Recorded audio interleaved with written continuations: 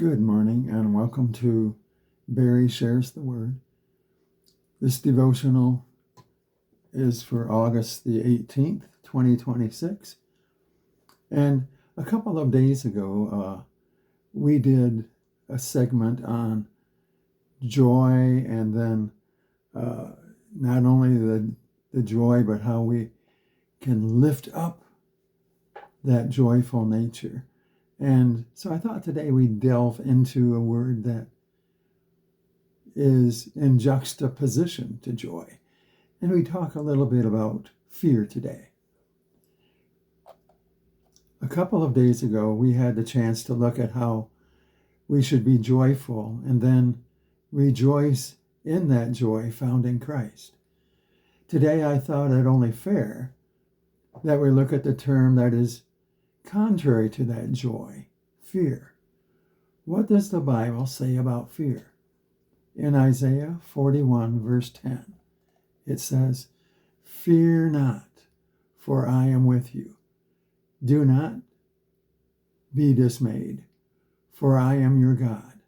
I will strengthen you. I will help you. I will uphold you with my righteous right hand." I think each of us has that human characteristic of being fearful. That occurs from anxiety, or maybe we think that we are in danger. Sometimes some of the examples are, I'm afraid of the dark. I'm afraid of being alone. I'm afraid of small spaces. I'm afraid to try new things. While natural, God says that we need not dwell on them. However, there is another type of fear, that we have a reverent fear of the Lord. One of the summaries I read on that says, the biblical definition of fear encompasses both a reverence for God and a natural human emotion.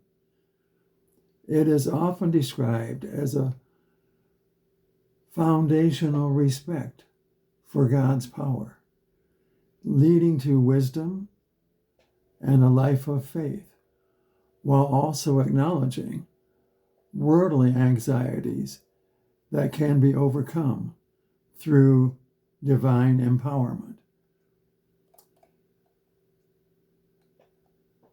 Fear in the Bible has multiple dimensions and meanings. Like we just mentioned, there's a reverence for God. The fear of the Lord is seen as the beginning of knowledge, emphasizing respect for his authority, often drawn from Proverbs 1, verse 7.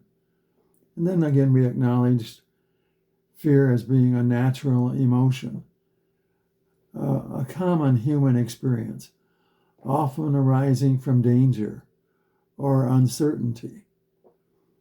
Spiritual principle, biblical fear can lead to wisdom and a deeper faith, guiding believers in their spiritual journey. And then we mentioned also how the worldly fear, we can overcome anxiety. Worldly fears are acknowledged, but can be overcome through trust in God. Let's look at a few biblical verses that mention fear. The Bible contains numerous verses that address fear, emphasizing God's presence and support. Key verses include Isaiah 41:10, which reassures believers not to fear because God is with them. And then 2 Timothy 1:7, which states that God gives a spirit of power, love, and self-control rather than fear. I'm going to enumerate some of those verses below, and then we'll actually look them up and read them in their full context. Again, we mentioned Isaiah 41:10. This verse encourages believers not to fear, stating that God still strengthens and upholds them. 2 Timothy 1:7. It emphasizes that God has not given a spirit of fear, but of power and love. Philippians 4:6-7. This passage advises against anxiety, encouraging prayer and thanksgiving to find peace. And then Psalm 56:3, it represents trust in God during fearful times, highlighting reliance on divine support. 2 Timothy 1:7 does say, "For God gave us a spirit, not of fear, but of power and love and self-control." Philippians 4:5-7. Let your reasonableness be known to everyone. The Lord is at hand. Do not be anxious about anything, but in everything by prayer and supplication, with thanksgiving, let your requests be known to God. And the peace of God, which surpasses all understanding, will guard your hearts and your minds in Christ Jesus. And what did Psalm 56:3 say? When I am afraid, I put my trust in you. And then I found this other one, Joshua 1:9. Have I not commanded you? Be strong and courageous. Do not be frightened, and do not be dismayed, for the Lord your God is with you wherever you go. Yes, fear of the Lord and respecting God's awesome nature can be considered synonymous, as both concepts emphasize reverence, awe, and a deep respect for God's majesty. This fear is not about being afraid, but rather about recognizing God's greatness and responding with worshipful submission and obedience. Let's take a look at how we can look at fear and awe and how they basically can work together. Fear of the Lord, this phrase often signifies a deep respect and reverence for God, encouraging obedience and worship. Awe of God, recognizing God's majesty, instills a sense of wonder and respect, which aligns with the concept of fearing Him. And then the fear, it is not the natural fear, but it is a reverential fear. This type of fear is characterized by worshipful submission and acknowledges God's greatness. And the biblical context of this, scriptures often link fear and awe, suggesting they are intertwined in understanding God's nature.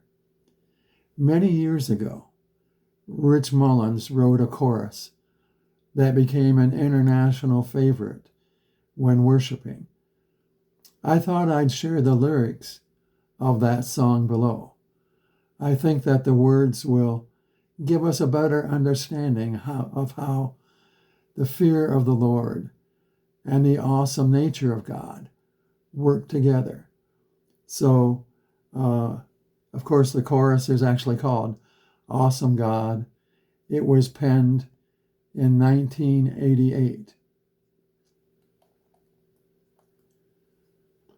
When he rolls up his sleeves, he ain't putting on the Ritz.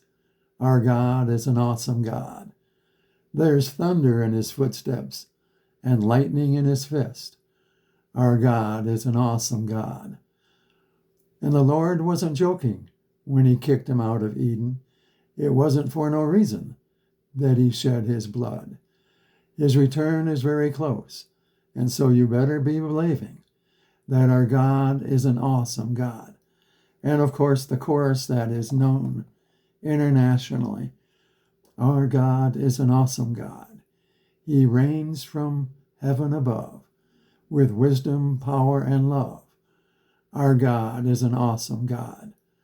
Our God is an awesome God. He reigns from heaven above with wisdom, power, and love. Our God is an awesome God. And then verse 2 goes on and says, and when the sky was starless in the void of the night, our God is an awesome God. He spoke into the darkness and created the light. Our God is an awesome God. Judgment and wrath he poured out on Sodom. Mercy and grace he gave us at the cross. I hope that we have not too quickly forgotten that our God is an awesome God. I think that there is a way to bring together the joy and rejoicing of a couple of days ago with the awesome nature of God. Let's go back and revisit a few verses from that devotional. James 1, verses 2 through 4. Count it all joy, brothers, when you meet trials of various kinds, for you know that the testing of your faith produces steadfastness, and let steadfastness have its full effect, that you may be perfect and complete, lacking in nothing. Let's be bold, knowing that the Lord is always by our side, and that he helps us through all situation. Let us be able to echo the words of Paul in our own lives. And what did Paul say in 2 Timothy chapter 4, verses 7 and 8? I have fought the good fight. I have finished the race. I have kept the faith. Henceforth, there is laid up for me the crown of righteousness, which the Lord, the righteous judge, will award me on that day, and not only to me, but also to all who have loved his appearing. May God bless you, and may you have a great day.